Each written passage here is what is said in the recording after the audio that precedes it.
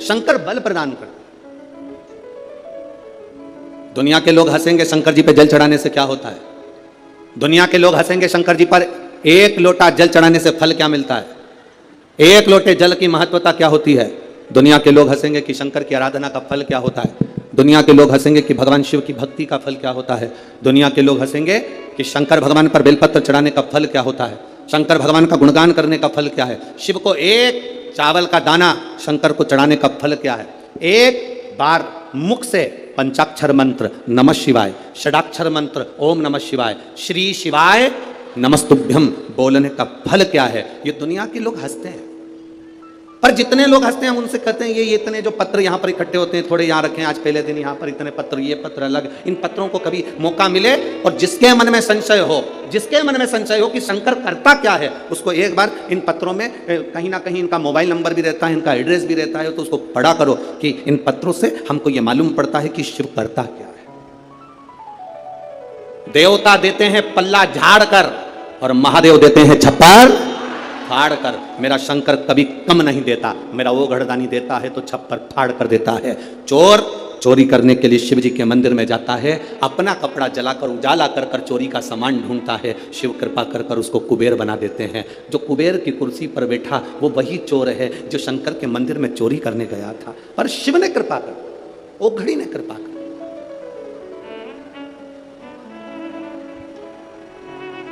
वो करुणा सागर। शंकर के जो भक्त होते हैं वो 3 बार रोते हैं। कितनी बार रोते हैं? 3 बार। शिव के जो भक्त होते हैं वो 3 बार रोते हैं। पहला, जब भगवान शंकर को पुकारते हैं, उसके हृदय में बड़ी तकलीफें होती है, कष्ट होता है, दुख होता है, तब वो भगवान को पुकारता है, तब रोता है।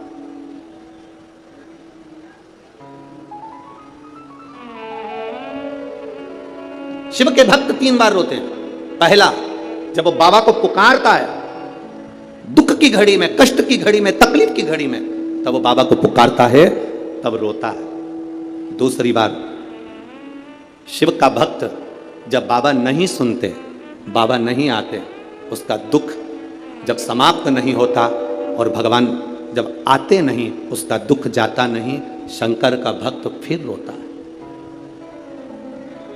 शिव के भक्त 3 बार रोते हैं। एक बार भगवान को पुकारते हैं तब, दूसरा भगवान नहीं आता तब, और तीसरी बार शंकर के भक्त तब रोते हैं जब भगवान मिल जाते हैं और उसका कार्य जब पूर्ण हो जाता है, तब भी वो रोता है, तब भी रोता है।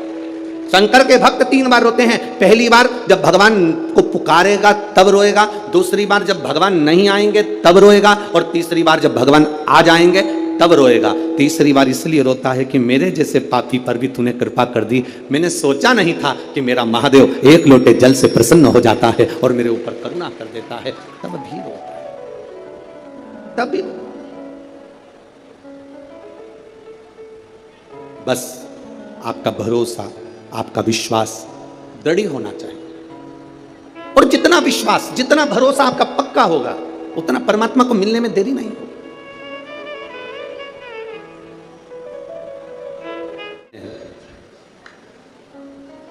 पार्वती जी को दूसरा वर देवादिदेव महादेव दिया। एक वर दिया व्रत, नियम, साधना, तपस्या, तप करने वालों को शिव और शक्ति बल देते। दूसरा वर देवादिदेव महादेव माता पार्वती जी को दे। पार्वती, और देखो, बिना बल के, बिना अगर कोई तप साधना अगर कोई करे और भगवान शिव की कृपा ना हो, माता रानी की, स्वयं माता पार्वती की दया ना हो, तो कोई व्रत किसी का सफल नहीं होता।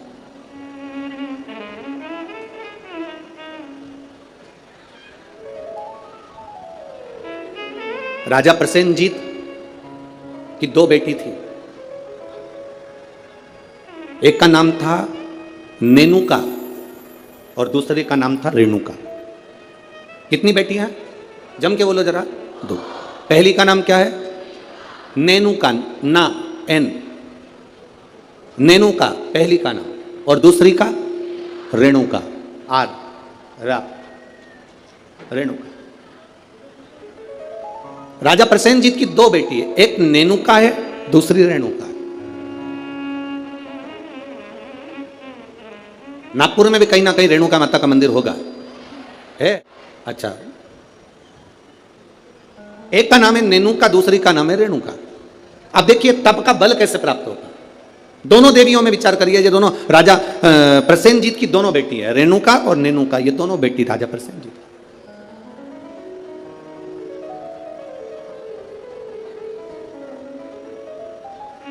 प्रथम नेनुका का जन्म हुआ, और नेनुका का जब जन्म हुआ तब नेनुका उस जन्म को पाने के बाद में अपने राजसी कार्य में अपने पिता के साथ में रहने लगी, कार्य करने लगी। दूसरे नंबर पर आई है रेणुका। रेणुका का जब से जन्म हुआ, जब से रेणुका जन्मी, उस दिन से उसने केवल अपनी मां रेणु से एक बात सीख ली कि जो कुछ मिलेगा वो अपने कर्म से मिलेगा, जो कुछ मिलेगा वो अपनी मेहनत से मिलेगा। इसलिए मत बुरे कर्म कर बंदे वरना पछताएगा, भगवान की आंखों से तू बच नहीं पाएगा, तू बच नहीं पाएगा। हम जिस कर्म को करें उस कर्म के बल पर हमें प्राप्ति हो। एक पत्र आया है, देखिए।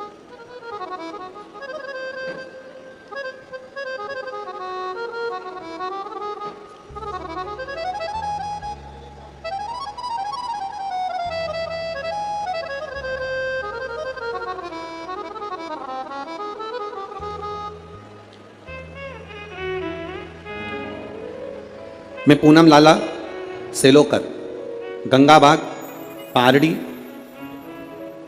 गंगाबाग पारड़ी है, पारड़ी नागपुर। कहीं बैठी हो तो अपने हाथ हिला सकती हैं। मैं पूनम लाला सेलोकर, गंगाबाग पारड़ी नागपुर की निवासी हूँ। कहीं बैठी हो तो अपना हाथ हिला सकती हैं, जहाँ कहीं भी बैठी हो। मेरा मोबाइल नंबर यह है। मेरी शादी को 12 साल हो गए थे गुरुदेव, संतान का सुख नहीं था। मैंने नागपुर के सारे डॉक्टरों को दिखाया और डॉक्टरों के हिसाब से उन्होंने कहा था कि तुम्हें संतान कभी नहीं होगी। सारे इलाज की रिपोर्टें भी मेरे पास में हैं। क्यों? उसका कारण यह था कि मेरे गर्भाशय में 12 mm की गठान हो गई थी, और 12 mm की गठान बहुत बड़ी गठान होती है गुरुदेव। डॉक्टरों ने कहा कि इसका ऑपरेशन कर भी देंगे तो तुम्हारी बच्चादानी में गर्भ नहीं ठहर सकता, तुम्हारे बच्चा नहीं हो सकता। तब मेरी दीदी ने कहा, आस्था चैनल पर कथा आती है, कभी 1 बजे कभी 2 बजे आती है, उस कथा को श्रवण करो। मैंने 2022 में कथा श्रवण करना प्रारंभ करा। आपने पशुपतिनाथ के व्रत का वर्णन किया। 12 साल तक मेरे यहाँ औलाद नहीं हुई गुरुदेव।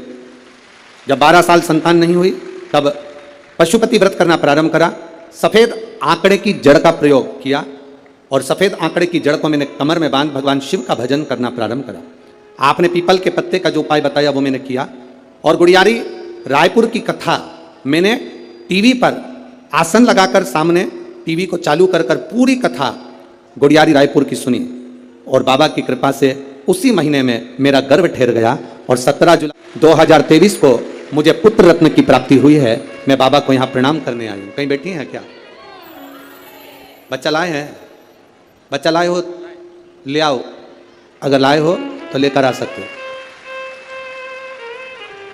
गुरुदेव, डॉक्टर के हिसाब से मेरे यहाँ कभी संतान का सुख नहीं था, उनके हिसाब से मुझे औलाद नहीं हो सकती थी, पर बाबा देवादिदेव महादेव पर जो विश्वास किया, भरोसा किया, जल चढ़ाया, जल का आचमन किया, ये शिव की कृपा से मुझे संतान की प्राप्ति हुई। ये शिव तक।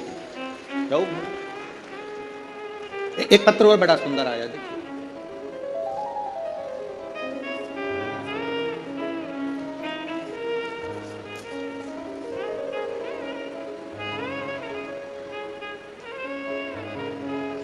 मैं दीपा निखिल कनाटे, शांतिनगर, कावलापेट है, कावलेपेट। अरे तुम समझ गए ना? हाँ बस ठीक है। नागपुर मेरा प्लाट नंबर 143। बहुत जोरदार। कहीं बैठी हैं? कहीं बैठी हो तो हाथ हिला सकती हैं। कहीं पर बैठी हो तो हाथ हिला सकती हैं। मैं दीपा निखिल, कनाटे, शांति नगर, समझ जाओ, ठीक है। हाँ, कावलापेट, नागपुर, मेरा प्लाट नंबर 143। गुरुदेव, मैं बाबा का क्या गुणगान करूं, मेरी शादी को कई साल निकल गए, संतान का सुख नहीं था गुरुदेव। 6 साल तो मैं जहां कोई कहता था वहां चली जाती, गोदी भरवा कर ले आती, कोई नारियल डाल डाल कर गोदी में इतने सारे नारियल इकट्ठे हो गए कि एक बार विसर्जन करना पड़ा गुरुदेव, फिर भी संतान का सुख नहीं हुआ।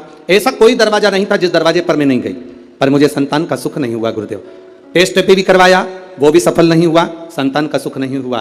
किसी ने कहा एक काम करो, पशुपतिनाथ का व्रत करो, शिव जी को जल चढ़ाकर एक बेलपत्र खाओ और जल का आचमन करो।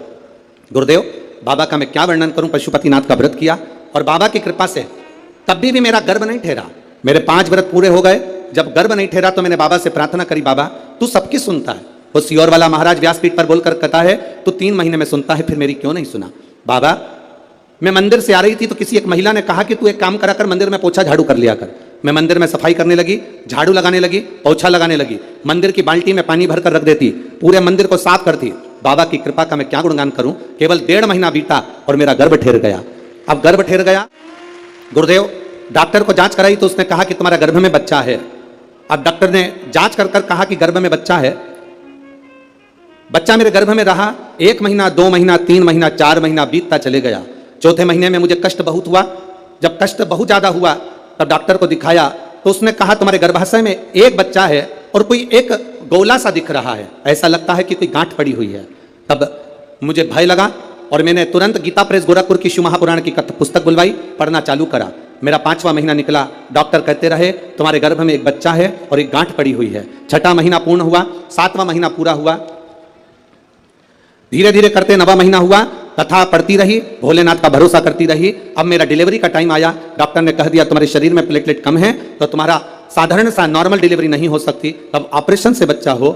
जानकर मैं बड़ी दुखी हो गई, अब करे तो करे क्या। डॉक्टर के अनुसार तुम्हारे गर्भ में एक बच्चा है और एक गांठ है तो बड़ी सावधानी से बच्चे को जन्म देना पड़ेगा। तब क्या कहूं गुरुदेव, बाबा तो बाबा है। आप कहते हो भगवान देता है पल्ला झाड़कर, महादेव देता है चप्पर फाड़कर। बाबा ने मुझे 2 संतान प्रदान कर दी। जो डॉक्टर कहता था केवल एक गठान है, वो 2 संतान दिए। मैं दोनों बच्चों को लेकर यहां आई हूं गुरुदेव, आपका आशीर्वाद मिले। कहीं बैठी हैं, दोनों बच्चों को लेकर जो आई हैं, कहीं बैठी हो तो हाथ हिला सकती हैं जहां कहीं बैठी हो, और अगर बैठी हो तो अपने दोनों बच्चों को लेकर व्यासपीठ के पास में आ सकती हैं। मैं दीपा निखिल, कनाटे, शांति नगर, ठीक है, कावलापेट, नागपुर, मेरा प्लाट नंबर 143। श्री शिवाय नमस्ते। ये शिव तत्व है, ओ घड़ी है शंभु, फिर कालदर्शी है। अरे महाराज, अरे लुटा दिया भंडार,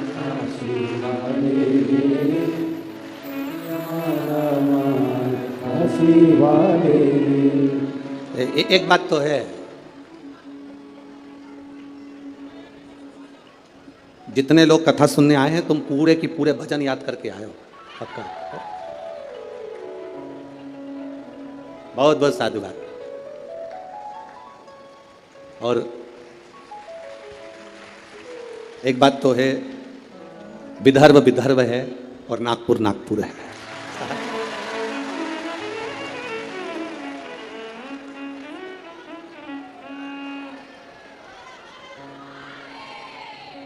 तुम सब नागपुर के संतरे से कम, पक्का। संतों की धरा है नागपुर, शिव तत्व की प्राप्ति। महाराज औघड़ी है। 2 बेटियां हैं राजा की, प्रसेनजीत की 2 बेटियां, एक नेनुका है तो दूसरी रेणुका।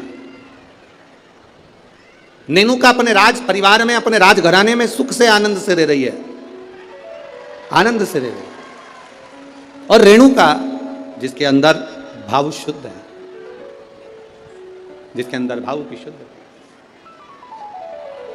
जिसके अंदर आनंद की शुद्ध है, वो रेणुका है। दोनों में भाव की शुद्धता। नेनुका राजघराने का आनंद ले रही है, नेनुका राजघराने का सुख पा रही है, और रेणुका राजघराने में रहने के बाद भी अपनी मां रेणु के पद चिन्हों पर चलकर भगवान देवाधिदेव महादेव की अविरल भक्ति में लीन है। अविरल भक्ति।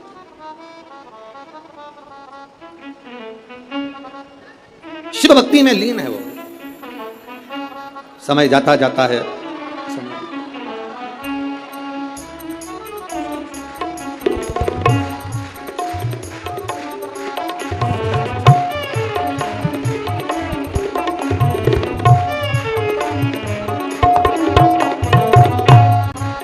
अब रोइए नहीं, खुश होइए। बाबा ने झोली भर दी ना तो रोना नहीं है, अब तो खुश होना। आप भी मत रो।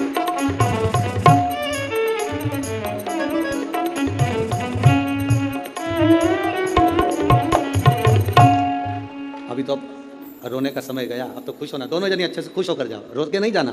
बाबा के दरबार से गोदी भर कर जा रहे हो और क्या चाहिए, इससे बढ़कर सुख क्या है। दोनों खुश हो। अरे लुटा दिया भंडार कर दिया माला, ये शिव भक्ति है, शंकर की उद्धार। शिव ओघड़ी है।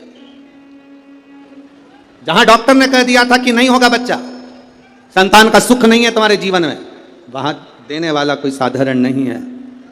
वो त्रिकालदर्शी, वो कैलाशी, वो अविनाशी शिव है, शंभु है, वो सहज नहीं है। शिव कथा कहती है, भगवान देवादिदेव महादेव का चरित्र कहता।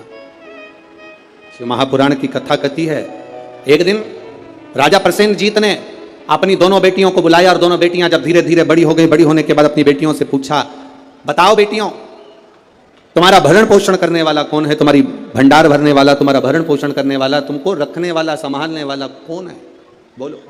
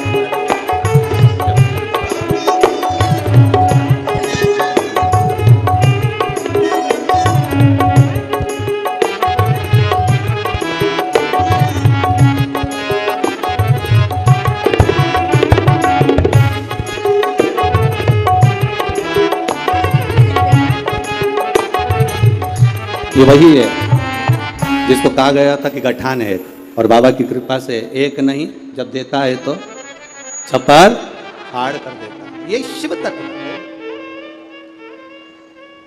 शिव भक्ति है। नेनुका और रेणुका दोनों से पूछा गया, प्रसेनजीत ने दोनों से पूछा, ये बताओ। प्रसेनजीत पूछ रहे हैं कि इस तुम्हारे जीवन का ये भरण पोषण कौन कर रहा है।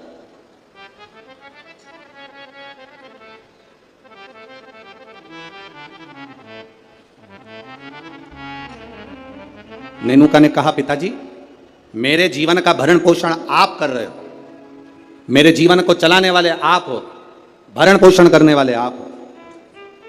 अब राजा प्रसेनजीत ने अपनी बेटी रेणुका से पूछा, रेणुका तू बता कि ये भरण पोषण तेरा कौन कर रहा है। रेणुका कहती है, पिताजी ये तो सब जो कर रहे हैं वो भोलेनाथ कर रहे हैं, जो लिखा ललाट पर वो मिल रहा है, जो लिखा, जो ललाट पर लिख दिया वो मुझे मिल रहा। दुख लिखा, सुख लिखा, अच्छा लिखा, बुरा लिखा, जो उसने लिखा वो मुझे मिल रहा। जो लिखा ललाट पर वो मुझे मिला।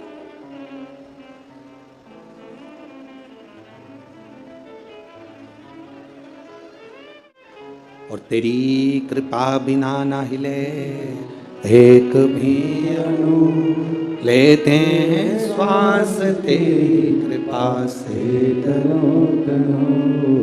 जो ललाट पर लिख दिया वो कोई टाल ना सका। हाँ, ललाट पर लिखा हुआ अगर कोई टाल सकता है तो केवल एक है, वो देव अधिदेव महादेव है, वो टाल सकता है। एक पत्र आया है, देखिए उस पत्र में उसने लिखा, मैं दीपिका अविनाश ठाकुर रामटेक से हूं। कहीं बैठी हैं? बैठी हो तो हाथ हिला सकती हैं। आप ही हैं? दोनों हाथ हिला दो एक बार। हाँ, श्री शिवाय नमस्तुभ्यम। मैं दीपिका अविनाश ठाकुर रामटेक से हूँ। मेरे बाबा के 3 अनुभव मैं बताना चाहती हूँ गुरुदेव, में क्या वर्णन करूँ। मेरी मामी को जो रजनीबेस रामटेक में है, उनको कैंसर हो गया और कैंसर होने के बाद में उनका नागपुर में इलाज चला। नागपुर से इलाज कराने के बाद उनको दिल्ली ले गए। दिल्ली ले गए तभी भी उनका कैंसर ठीक होने को नहीं। गुरुदेव अब करें तो करें क्या? तब बाबा देवादिदेव महादेव पर विश्वास रखकर दिल्ली से दिखाने के बाद में वो ऑपरेशन का बोले पर हम उनको लेकर आए और गुरुदेव शिवजी पे चढ़ी हुई बेलपत्र उनको खाने के लिए देने लगे। शंकर पर चढ़ा हुआ जल उनको पीने के लिए देने लगे। मैं बाबा का क्या गुणगान करूं गुरुदेव। आज बाबा की कृपा से जो मेरी मामी जी को कैंसर हो गया था वो पूर्ण तरह से ठीक है, इसलिए मैं बाबा को यहाँ नमन करने के लिए। आराम है बाबू? दोनों हाथ हिला दो एक बार। श्री शिवाय नमस्तुभ्यम। गुरुदेव शिव कृपा इसी को कहते हैं। गुरुदेव बाबा जब देता है तो साधारण नहीं देता बाबा। गुरुजी आप कहते हो कि सारी समस्या का एक लोटा जल है हल, पर निवेदन करूं गुरुदेव बेलपत्री में भी वो बल है कि साधारण व्यक्ति उस बेलपत्र को समझ नहीं सकता। ये शिव तत्व की प्राप्ति। बैठिए बहन। शिव की वो क्या दे रहा है, क्या कर रहा है, ये उसके ऊपर निर्भर है। नागपुर वालों, आप लोगों को मौका मिला है 5 दिन की कथा का। जितने दिल से, हाँ लोग कहेंगे तुमसे भीड़ बहुत है, बहुत गर्दी है, बहुत भीड़ है, बहुत गर्दी है, तो भी कह देना कि वो हमें जहाँ जगह मिले वहाँ बैठकर दिल से जितनी देर मिले उतनी देर की कथा श्रवण कर कर उसको एक बार अपने मन की बात कहकर जरूर जाना। वो 3 महीने में क्या देगा ये उसके ऊपर नहीं, वो क्या देगा ये वही जान सकता। भगवान ने अगर आपको धन दिया है तो बन सके जो शिव भक्त यहाँ पर आए उनको दोनों हाथों से कुछ जो बन सके, पानी हो, फलाहार हो, बिस्कुट हो, कुछ भी सामग्री एक बार उनका मुंह झूठा जरूर कराओ और लिख कर रखना अपनी डायरी में कि मैंने 5 रुपए का पानी पिलाया था। 3 महीने इंतजार मत करना, 1.5 महीने में इंतजार कर कर बताना कि वो 5 रुपए का जो पानी पिलाया वो 3 गुना हुआ कि नहीं हुआ, 4 गुना हुआ कि नहीं, उसका फल क्या, क्या मिल रहा है, क्या प्राप्त होगा, ये वही था।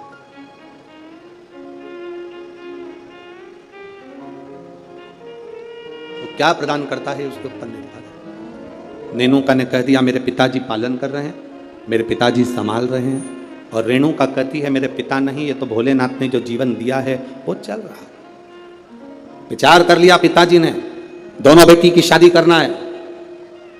एक बेटी के हृदय में शिव समाया हुआ है, एक बेटी के हृदय में ज्ञान समाया हुआ है, वैराग्य त्याग संत का भाव समाया हुआ है, और दूसरी बेटी के हृदय में जानती है कि मेरे पिता संचालन कर रहे हैं तो इसको कोई राजसी राजा ही इसको परणाएगा, इस बेटी का विवाह किसी राजा के साथ करूंगा, बेटी का विवाह में राजा के साथ करूंगा। जब भरोसा प्रबल हो जाता है, विश्वास दृढ़ हो जाता है, तब परमात्मा की प्राप्ति का केंद्र बन जाता है।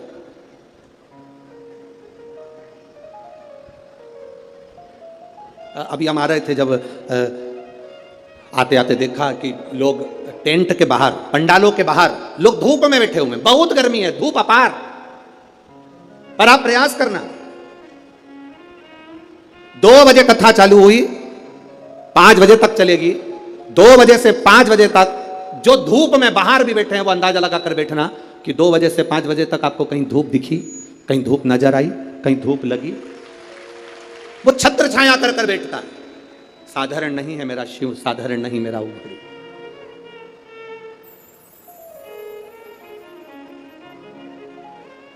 कोई कह रहे थे कि गुरुजी आदरणीय आमदार जी मोहन मते जी कथा करा रहे हैं। हम कह रहे हैं मोहन मते जी नहीं, ये तो नागपुर वालों का जो भाग्य प्रबल हुआ, और मोहन मते जी की जो धर्म पत्नी है श्रीमती सौभाग्यवती सविता मोहन जी मते, उनको धन्यवाद देंगे कि उनके पुण्य, कहीं उन्होंने शंकर की आराधना, मोहन मते जी तो शिव की आराधना बचपन से कर आ रहे हैं, बाल्यावस्था से, और ऐसा नहीं कि कोई शिवालय रह जाता हो। शिवरात्रि पर भी भगवान शंकर के मंदिर में जाना, श्रावण के महीने में शंकर की आराधना करना, शिव भक्ति को अपने हृदय में बिठाना, तो कहीं ना कहीं शंकर की जो करुणा हमारे पुण्य की। एक बच्चा एक गुल्लक भरता है तो फोड़कर गिफ्ट लाता है, फोड़कर जब गिफ्ट लाता है तो वह अपने प्रयोग में लेता है। जब हमारे पुण्य की गुल्लक भराती है तब जाकर अपने परिवार में, अपने क्षेत्र में एक बार शिव महापुराण की कथा हो पाती, तब जाकर कथा हो।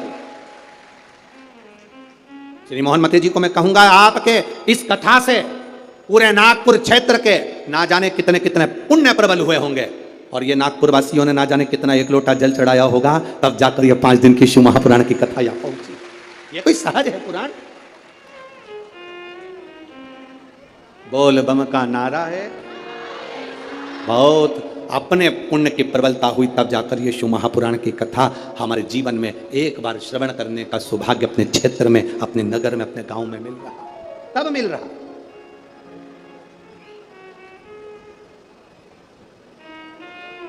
अब बेटियां किसको बिहा दी जाए, बेटी किसको दे दी जाए? कर्म का फल देखिए, जो भगवान देवादिदेव महादेव ने माता पार्वती को कहा था कि जो मेहनत करता है, पार्वती जो संकल्प ले लेता है, जो नियम ले लेता है, जो व्रत करता है, उसके व्रत का फल हम स्वयं देते हैं।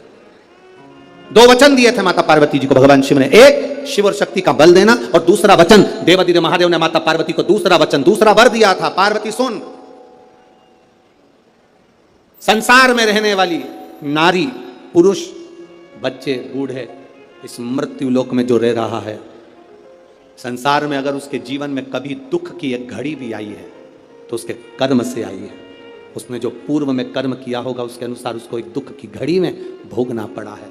पर उस दुख की घड़ी में पार्वती, अगर उसने भूलवश भी मुझे याद किया, शंकर कहते हैं मैं उसी क्षण उसके दुख को मिटाने के लिए संसार सागर में पहुंच जाऊंगा। मैं वचन देता हूं।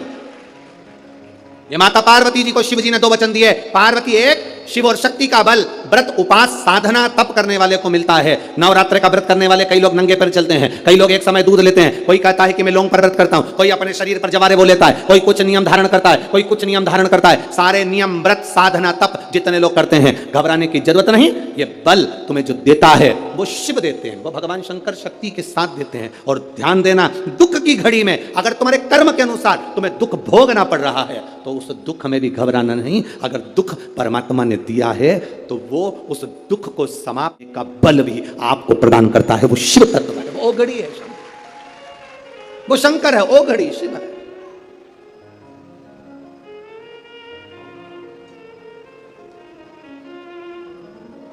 वो शंभु आपके बल को जो बढ़ा रहा, आपके विश्वास को जो दृढ़ कर रहा। महाराज राजा प्रसेन ने विचार कर लिया, दोनों बेटी का विवाह करना है। नेनुका का विवाह करूंगा किसी राजा के साथ और रेणुका का विवाह करूंगा किसी ऋषि के साथ। नेनुका सहस्त्रार्जुन को दी गई, जिसकी हजारों भुजाएं थी, खूब राजसी ठाठ था, खूब बल था। नेनुका सहस्त्रार्जुन को दी गई, जितने रावण को भी अपने काबू में कर रखा था। ढेर बल था सहस्त्रार्जुन के पास में, ढेर संपदा थी सहस्त्रार्जुन के पास में। बड़ा प्रबल, बड़ा वीर राजा था सहस्त्रार्जुन, बड़े प्रबल थे सहस्त्रार्जुन। सहस्त्रार्जुन साधारण नहीं थे, बड़े प्रबल, बड़े वीर। जो रावण को भी अपने कब्जे में रखता हो वो साधारण नहीं हो सकता है।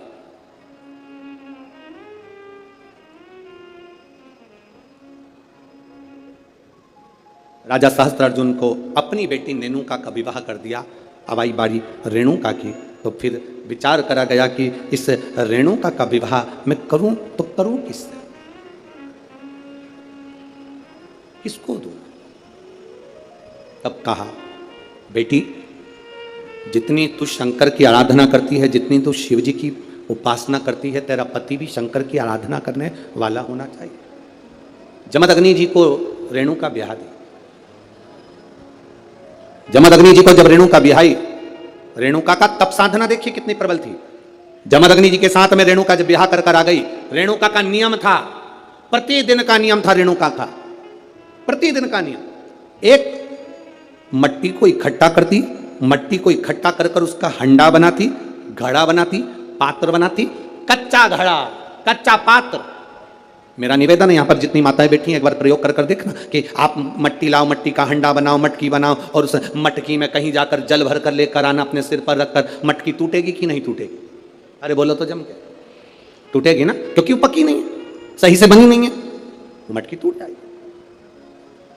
अगर वो मट्टी का पात्र पका होता, मट्टी का पात्र अग्नि में तपा होता, मट्टी का पात्र अग्नि में सना होता, अग्नि में तपा होता, तो वो मटकी फिर टूटती नहीं। अगर वो तपा हुआ है, अगर वो तपा अग्नि में तपा हुआ है तो वो नहीं टूटेगा, पर वो अग्नि कच्चा पात्र है तो टूटेगा, पका नहीं है तो वो टूट जाएगा। रेणुका का नियम था, मट्टी का पात्र बनाती, मटका हंडा बनाती और हंडे को लेकर जब नदी पर जाती जल भर कर लाती, जल भर कर लाती और वो जल अपने पति को देती। जमदग्नि जी को जल देती, जमदग्नि जी भगवान शिव को समर्पित करते। ओम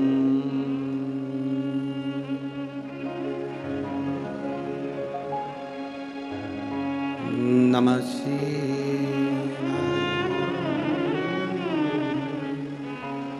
ओम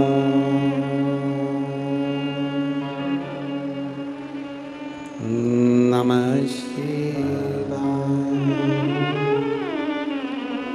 ओम नमः शिवाय।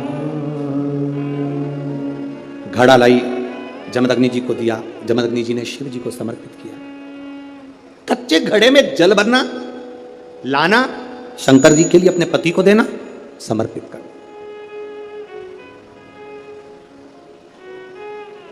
सबसे कठिन काम, कच्चे घड़े में जल भरकर लाकर पति को देना और जल समर्पित करना। एक बार जमदग्नि जी के मन में एक भाव प्रकट हो गया कि मेरी पत्नी रोज घड़ा बनाती है, रोज हंडा बनाती है, रोज कच्चा घड़ा तैयार करती है और रोज जल भर कर लेकर आती है। मेरी धर्म पत्नी, आखिर ऐसा क्या तप साधना, ऐसा क्या तपबल, ऐसी क्या प्रबलता जो कच्चे घड़े में जल भर कर लाती है? कच्चे घड़े में जल भर कर लाना।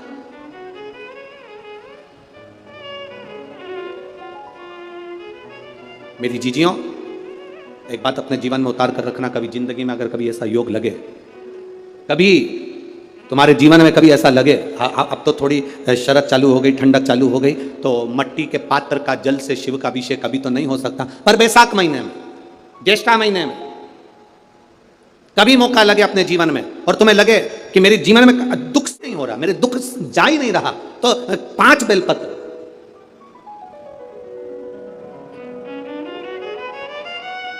5 बेलपत्र। एक आप लोगों को देखो, इस पत्र में शिवलिंग लगा हुआ है तो हम आपको इसी से समझा देते हैं। एक बेलपत्र जिसकी डंडी का भाग जल जहां से बहकर बाहर निकल रहा है, अशोक सुंदरी का स्थान देखा है ना सब लोगों ने, बस उसी स्थान पर पहली बेलपत्र। दूसरी बेलपत्र पार्वती जी के स्थान पर, अर्थात जो जलाधारी है वहां पर। तीसरी बेलपत्र शंकर भगवान के शिवलिंग के सम्मुख में जहां आप बैठे हो वहां बैठकर डंडी का भाग विपरीत दिशा में रखकर, तीसरा बेलपत्र। चौथा बेलपत्र भगवान शंकर का जल जहां से नीचे गिर रहा है उस ओर सीधी बेलपत्र नीचे की ओर। और 5वीं बेलपत्र शंकर भगवान के अशोक सुंदरी के स्थान को छुआकर नंदी के पास रखकर, जो घड़े में जल है अर्थात मट्टी के पात्र में जो तुम जल लेकर गई हो, उस पात्र के जल से शंकर का अभिषेक कर देना, शिव को वो जल समर्पित कर देना। जिंदगी में कैसा भी दुख हो वो कटता ही है, वो दुख रह नहीं सकता, ये निश्चित था। कभी कभी आप लोगों ने नागपुर में ऐसा दर्शन करा कि नहीं करा हमें नहीं मालूम, नागपुर की लीला तो हम नहीं जानते, पर हमारे उधर आज भी होता है। जब बैसाख का महीना आता है, ज्येष्ठा महीना आता है, गर्मी का समय आता है, तो शिव जी के ऊपर ऐसा तिकोना लोहे का कुछ एंगल बनाकर उसके ऊपर मिट्टी का हंडा रख देते हैं। अब यहाँ नागपुर में आप लोगों ने दर्शन करे ना करे वो हमें नहीं मालूम, पर अभी तक चांदी का लगता था, अभी तक सोने का लगता, पीतल का लगता, तांबे का लगता, पर जैसे ही बैसाख का महीना आया, जैसे ही ज्येष्ठा महीना आया, वैसे ही मिट्टी का पात्र रख दिया जाता, उसमें से बूंद बूंद पानी शिव जी को समर्पित। करें दर्शन यहाँ पर, किसी ने करे यहाँ रखते हैं लोग, ठीक है। शिव तत्व की प्राप्ति के लिए भगवान देवादिदेव महादेव के आनंद सुख को प्राप्त करें। जल, अग्नि, आकाश, वायु, पृथ्वी, 5 तत्व भगवान शंकर के ये 5 मुख है। इसलिए आरती में भी हम लोग कहते हैं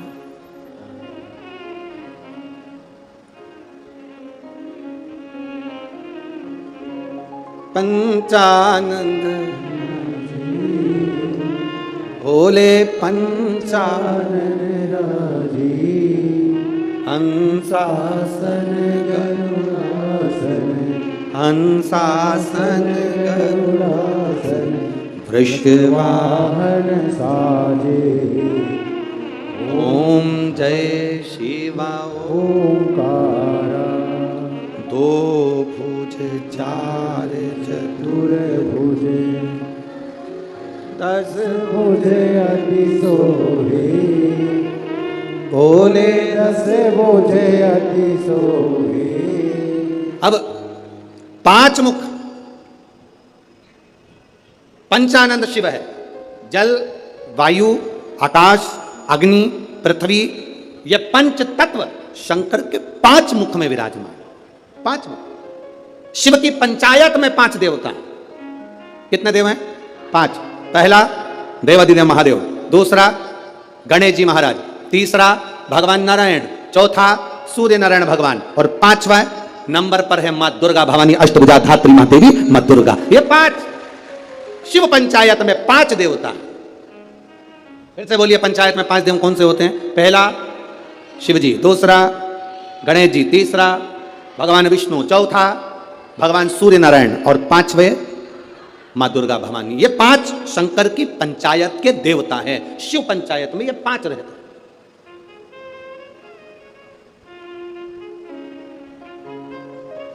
नागपुर में कथा कितने दिन की मिली? 5 दिन की।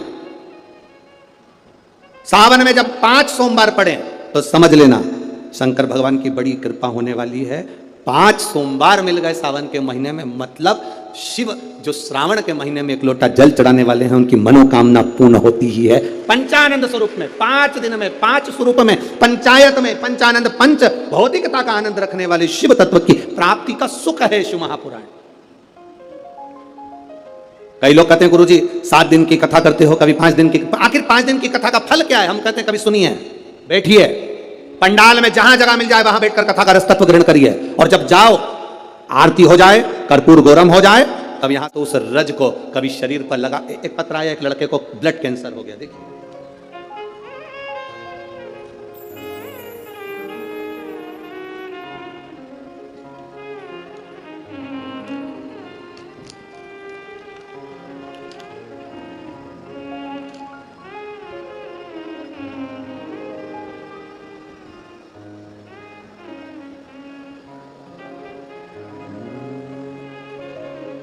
शंभो शरणे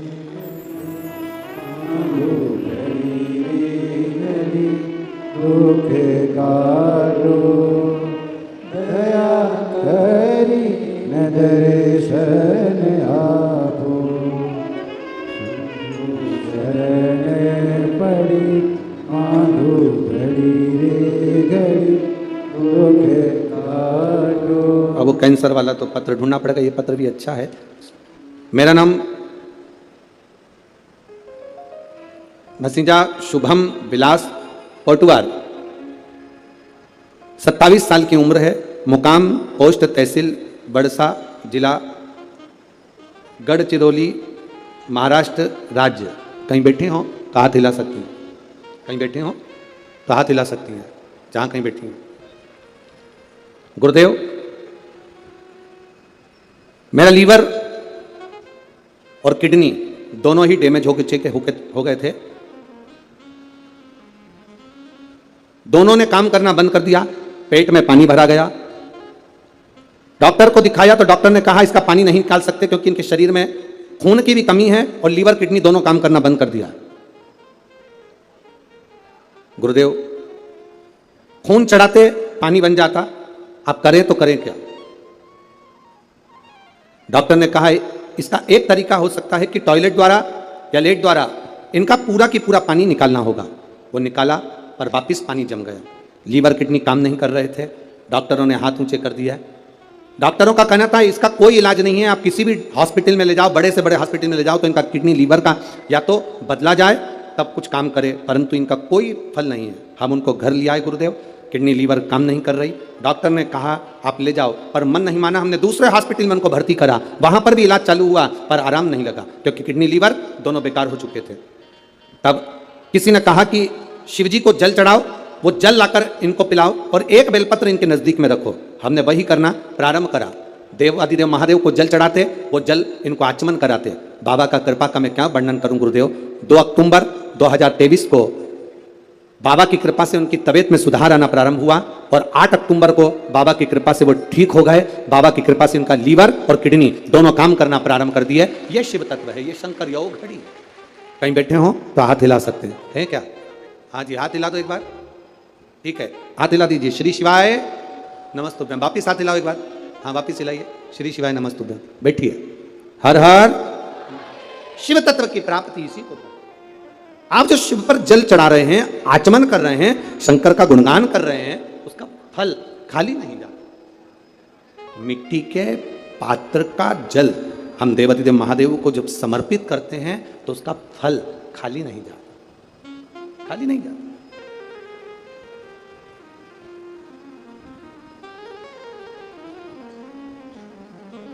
हरि शंभु शरणे मांगू घड़ी रे घड़ी, दुख काटो दया करीन दर्शन आभो।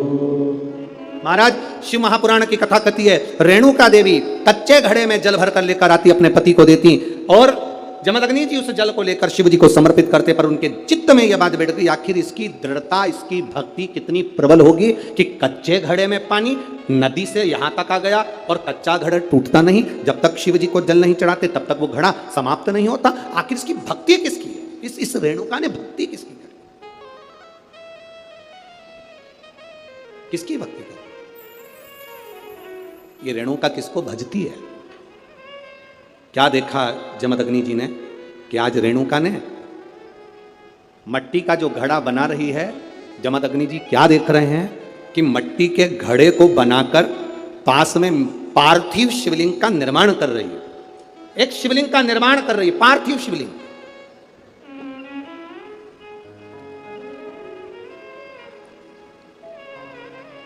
और पार्थिव शिवलिंग का निर्माण कर कर ये करती क्या है? मट्टी का जो घड़ा बनाया, उस घड़े को पार्थिव शिवलिंग का पूजन कर कर उस घड़े को शंकर से स्पर्श करा देती है। शिवलिंग से स्पर्श करा रही, केवल छुआ रही। थोड़ा ध्यान देना जरा कथा पर। पुराण की कथा कहती है,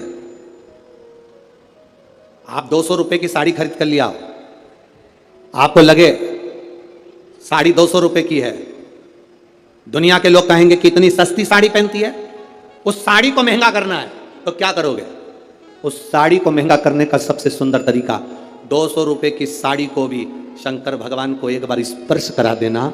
उसको छूने से उसकी कीमत बढ़ जाती है, केवल स्पर्श मात्र से। अब वही 200 रुपए की साड़ी पहनकर जरा मार्केट जाइए, वही 200 रुपए की साड़ी पहनकर अपनी सहेली के घर जाइए, वही 200 रुपए की साड़ी पहनकर अपने परिवार में जाइए। आपके परिवार वाले उस 200 रुपए की साड़ी को देखकर भी कहेंगे तेरे पर ये साड़ी अच्छी लग रही है, थोड़ा महंगी होगी ऐसा लग रहा है। मतलब भगवान को जो छू जाता है उसकी कीमत मेरा महादेव अपने आप बढ़ा देता है। केवल परमात्मा को छुआ, स्पर्श किया, उसकी कीमत बढ़ गई, उसकी कीमत बढ़ी। केवल छूने पर, केवल स्पर्श।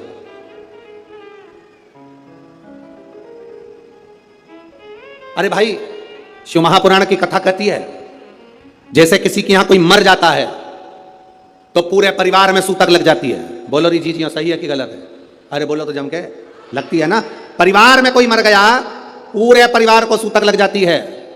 जैसे मरने की सूतक पूरे परिवार में लगती है, उसी तरह परिवार का एक व्यक्ति भी अगर शंकर की कथा सुनता है तो पूरे परिवार को पुण्य लग जाता है। पूरे परिवार, एक व्यक्ति भी अगर कथा श्रवण कर रहा है, परिवार का एक कोई मरता है तो पूरे परिवार में सूतक लगती है। उसी तरह हम कोई अच्छा काम करते हैं, शिव जी को एक लोटा जल चढ़ाते हैं, कथा श्रवण करते हैं, भूखे को भोजन, प्यासे को पानी पिलाते हैं, तो उसका जो पुण्य का जो फल है वो किसी एक को नहीं, घर का एक व्यक्ति करता है और पूरे खानदान को उसका पुण्य फल प्राप्त हो जाता है। पूरे खानदान,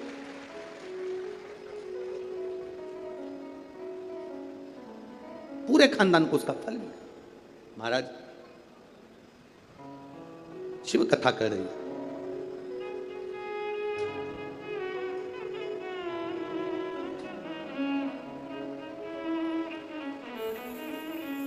आप जितने भाव से भगवान को रिझाओगे, मेरा देवाधिदेव महादेव उतने भाव से आपके करीब में आता है, आपके करीब। जितने स्नेह से आप रिझाने का प्रयास करोगे, जितने स्नेह से आप उसको पुकारने का प्रयास करोगे, उतने स्नेह से वो आपके करीब में आता है।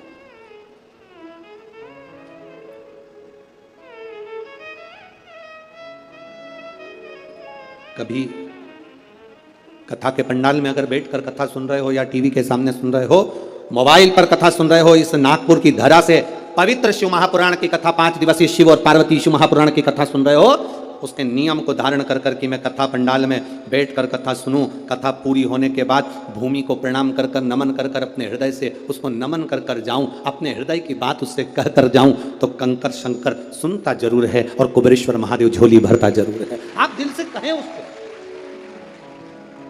ओ मेरे भोले तेरा सहारा है, मेरे भोले तेरा सहारा है, मेरी नैया का तू किनारा है, मेरी नैया का तू किनारा है।